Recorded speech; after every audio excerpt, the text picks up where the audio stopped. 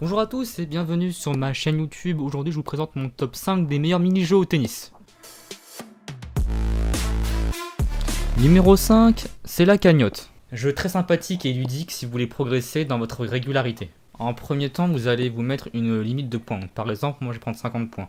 50 points, ça peut vous paraître beaucoup, mais ça va pas être tant que ça.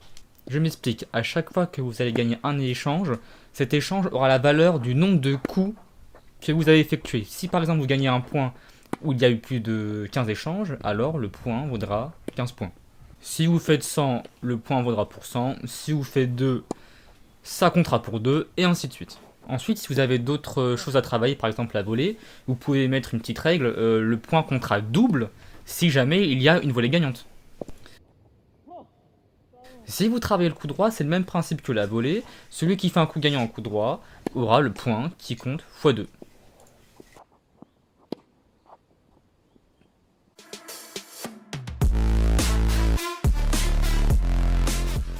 En numéro 4, je vous présente le jeu Ball and Wall. Ce n'est pas le nom officiel, mais comme j'en avais pas, j'ai dû en créer un. Les règles sont tout aussi simples que le premier jeu, par contre la pratique est quand même plus dure. En fait, à chaque frappe, vous devez toucher le grillage. C'est très complexe parce que forcément, si vous jouez vite, la balle va revenir vite. Surtout pour le premier qui tape, parce qu'à l'engagement, on ne va pas toucher le grillage. C'est d'ailleurs pour ça que vous m'avez faire des rondelles, c'est parce que je n'ai pas le temps de revenir en fait. Et pourtant, on joue pas très vite, et le terrain est pas très bonne qualité, donc si on va vite, on glisse. Donc si j'ai un conseil à vous donner sur ce jeu, c'est de réfléchir à votre tactique. Il ne faut pas frapper comme une brute, peut-être plus de chips, vous pouvez arrondir, trouver de la longueur pour vous donner le temps de revenir. Vous pouvez également faire cette variante en double, ou même faire ce jeu à échauffement, c'est multitâche.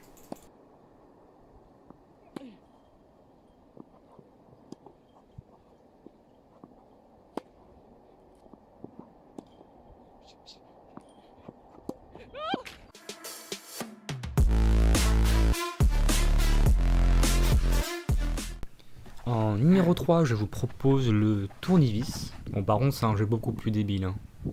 Très bon mini-jeu si vous voulez chiller un petit peu après un cours de tennis. Les règles sont très simples. Pour jouer, il suffit juste de tourner autour de votre raquette ou juste autour de vous-même. Vous définissez un tour identique à celui de votre partenaire et ensuite vous servez. Et celui qui ne met pas le service dans le carré, soit il se prend un cul rouge, ou soit il fait des ponts, enfin comme vous voulez, vous trouvez un gage à votre convenance. Ouais, par contre, moi je suis vraiment pas du tout bon à ce jeu. J'ai dû faire 3-4 essais. J'en ai mise aucune dans le terrain. Purée. Sérieusement, on dirait que je suis sous l'emprise d'alcool. J'ai 6 grammes dans le sang au moins là, purée.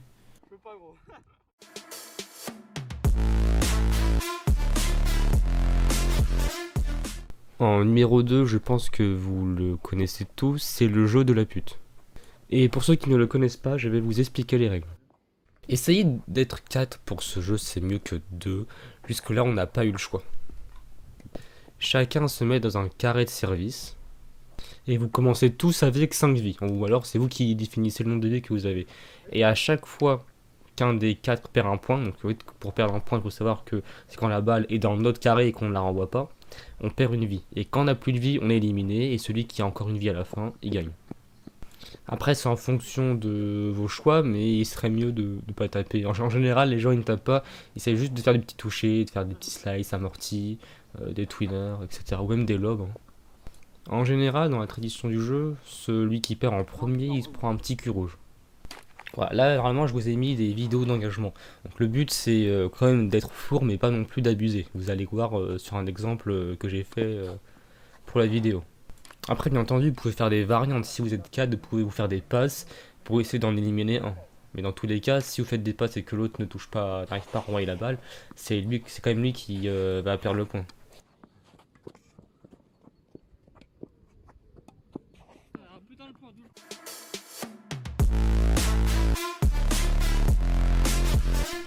Et enfin, en numéro 1, je vous présente le Djokovic. Je ne sais pas si c'est le nom officiel, mais si vous tapez ça sur Google, vous trouverez sûrement le même modèle.